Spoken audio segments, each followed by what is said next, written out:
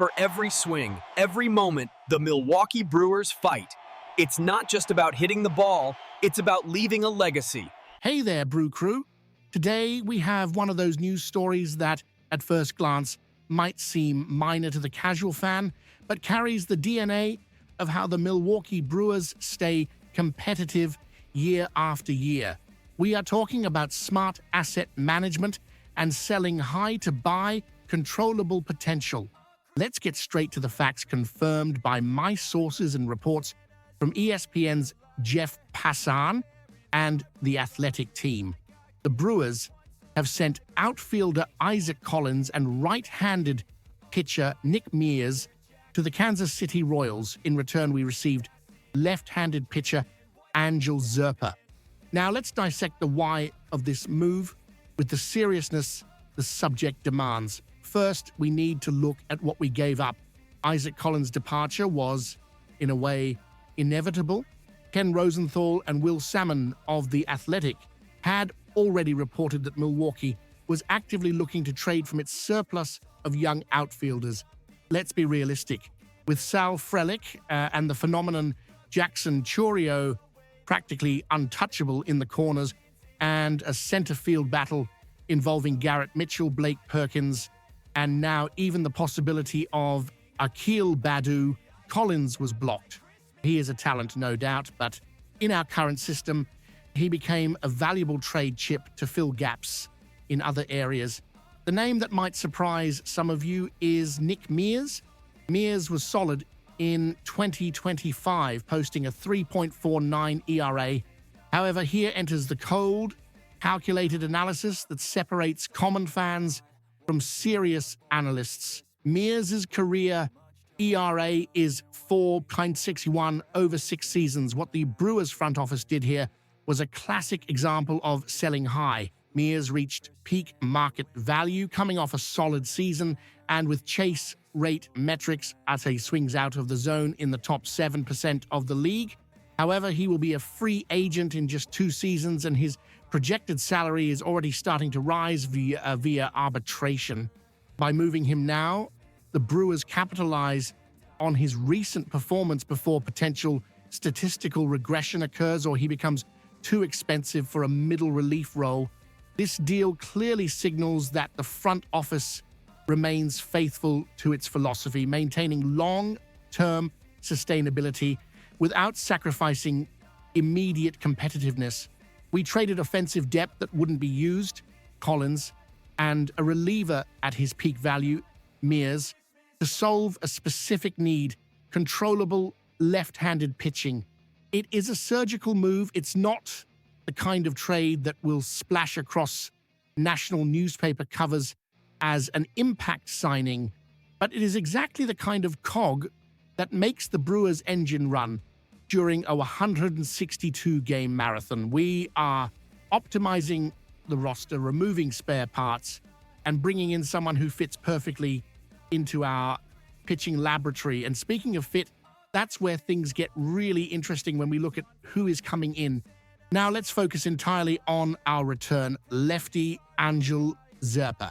If you only look at his ERA from last season with the Royals, which was 4.18 in 69 appearances, you might not be impressed, but I am here to tell you, look beyond the basic number.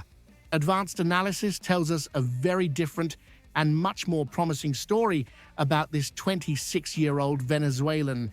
First, let's talk about team control, something that is music to the Milwaukee front office's ears. Zerpa won't become a free agent until 2029.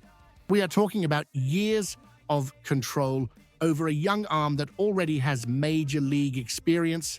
This is gold. But what really catches my eye, and what certainly made the Brewers analysts salivate, are the underlying metrics, specifically FIP, fielding independent pitching, and ground ball rate. Zerpa had a 3.86 FIP last season.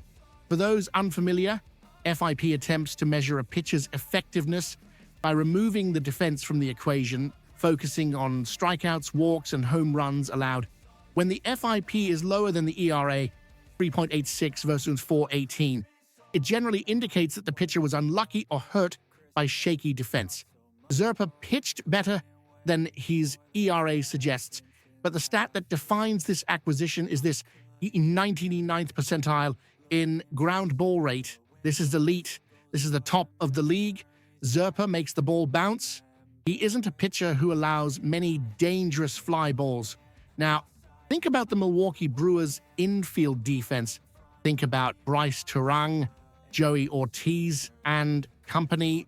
The Brewers have one of the most athletic and efficient infield defenses in the MLB. Bringing in a pitcher who forces contact on the ground to play in front of this defense is a perfect marriage of skills. Furthermore, at American Family Field, which can be favorable to home run hitters, having someone who keeps the ball down is crucial to avoiding major damage in the late innings. Beyond the ability to generate ground balls, Zerpa possesses a potent arsenal. He ranked in the 86th percentile in fastball velocity in 2025. In other words, he isn't a soft-tossing lefty. He has power. Our famous pitching lab, the Brewers Pitch Development Department, has a proven track record of taking pitchers with elite tools like velocity and movement and refining their pitch selection and location. Zerpa is the ideal candidate for this process. He has the elite raw material that you cannot teach. Summarizing the operation, we traded a blocked player and a short-term right-handed reliever for a young lefty, controllable for years with high velocity and a generational ability to induce ground balls that fits perfectly with our elite defense. From a value, analysis, and projection standpoint, this trade is a quiet but significant win for Milwaukee. The Brewers executed a classic sell high, buy potential trade, sending Nick Mears and Isaac Collins to the Royals for lefty Angel Zerpa. Zerpa brings team control through 2029 and elite peripheral metrics, 99th percentile ground ball rate that should shine with Milwaukee's defense despite a misleading ERA in 2025. My question for you, what did you think about giving up Nick Mears? Do you agree that selling him now at peak value was the right decision, or do you think the bullpen will miss his experience in the short term? And regarding Zerpa, do you trust our pitching lab to turn him into an elite weapon? Leave your opinion in the comments below. I want to see the Brew Crew debate heating up. Don't forget, if you enjoyed this detailed analysis, like the video and subscribe to the channel. It's the best way to support our work and ensure you get the next tactical breakdowns and exclusive news firsthand. Let's go, Brewers!